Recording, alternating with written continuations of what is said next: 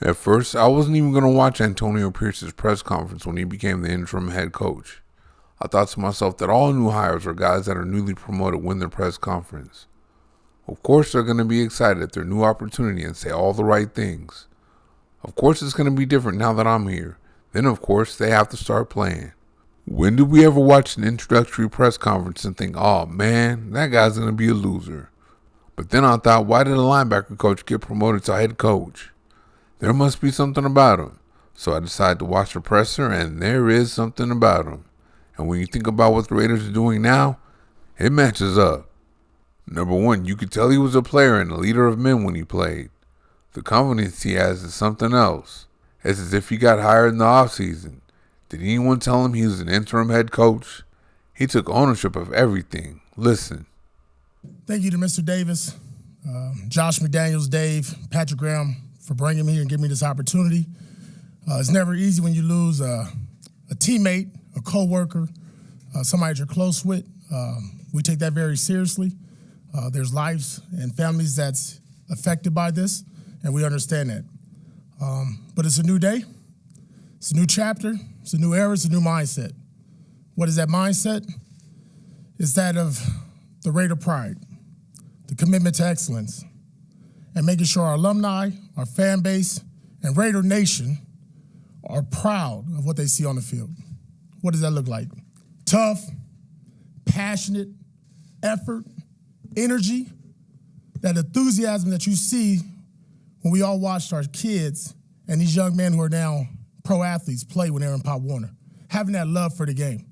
He said a new day, a new chapter, a new era, and a new mindset. A new era stood out. Think about that for a minute. He got really comfortable in that head coach's office really fast. The definition of era is a long, distinct period of history with a particular feature or characteristic. That means he believes he's going to be there a while. Mindset is big too. Under McDaniels, the players didn't love coming to work. They didn't have a head coach that connected with them and made them love it. Pierce knows from being a player that love of the game is everything, so he's looking to bring that back. Think about how the Raiders looked the last couple of weeks. Were they really fired up and ready to play? How else did they lose to a team like the Chicago Bears? The Raiders have too much talent for that. I believe it was Bears tight end Cole Kmet that said the Raiders looked flat against them on the podcast. So how is Pierce going to connect everybody and bring that love of the game back into the building? Yeah, one is empowering your coaches and your players in the building to have the dialogue and openness and accountability and the trust and the respect for one another where we can start to make change. That's first and foremost. It starts when we walk in this building. Enjoying and loving the fact that you're a Raider. Embracing the fact that you're a Raider. Loving the fact that you're next to your brother. When you start doing those things and you start playing together, that energy and what I talked about with those guys, the synergy in the building, now we have a connection. And now we can start growing for that. But at the end of the day, you understand, just like I do, it's a production-based business. We have to produce. We have to play hard for 61 minutes, which we'll do. And we have to play with the effort that everybody's used to the Raider Nation playing with. Wow, he gets it. Empowering coaches and empowering players. McDaniels didn't know how to do that.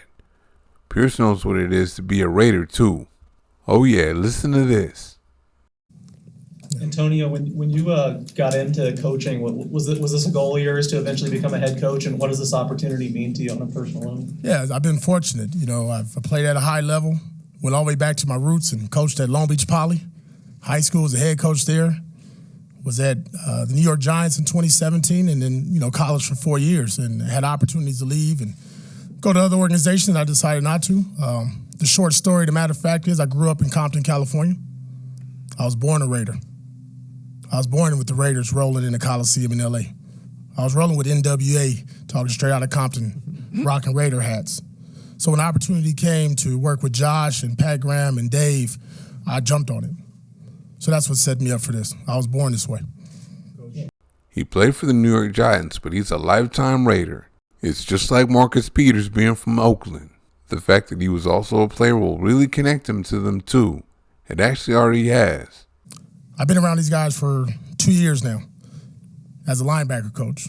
And I made my presence known both in the linebacker room, the defensive line room, the quarterback room, the running back room. I'm a former player. I touch former players. I can relate to them.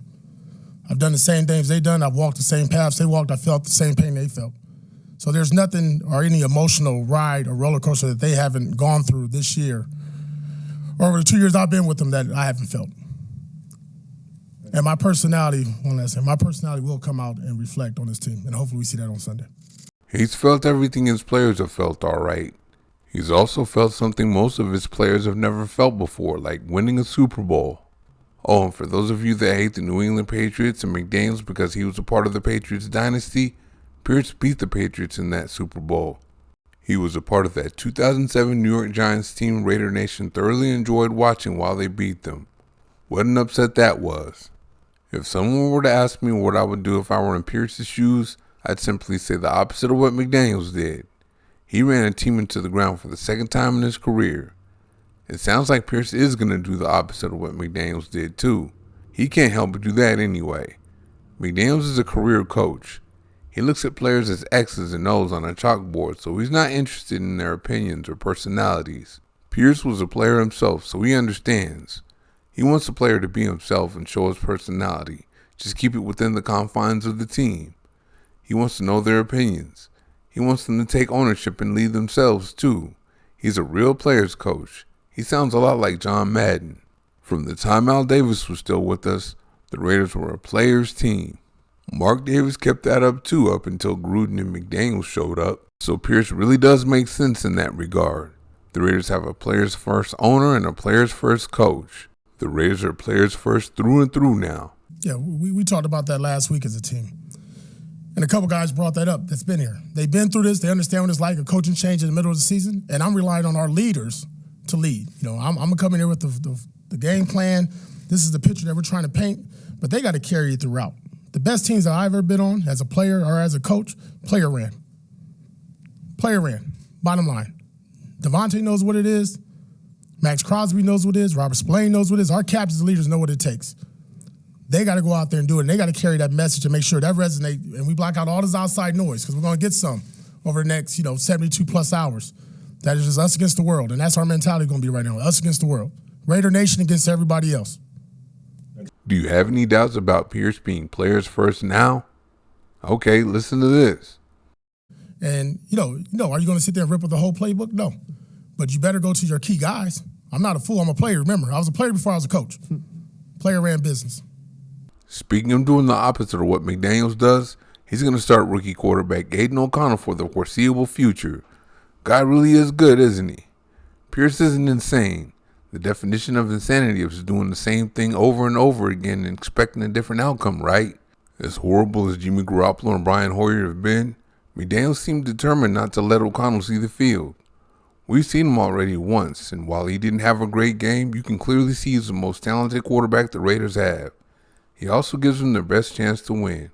Hoyer can't hit the broadside of a barn with the ball, and you have to take all your deeper routes out of the playbook for Garoppolo. And of course, O'Connell has a chance to learn and get better every week. Pierce wants to see more of him just like we do. What are your thoughts on the quarterback position going forward?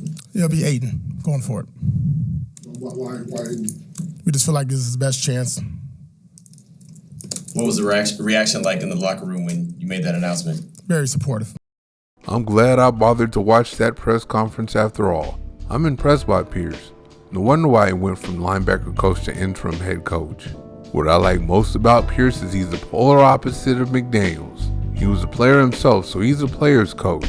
He wants the players to take ownership of everything. He wants the players to lead themselves. McDaniels wanted control of every aspect of everything, his way or the highway. The Raiders have way too much talent to have the record they have right now, so these next 2 games give them a really good chance to get back up to 500. After that, we'll see what happens, but I like the move. Thank you for watching. See you next time.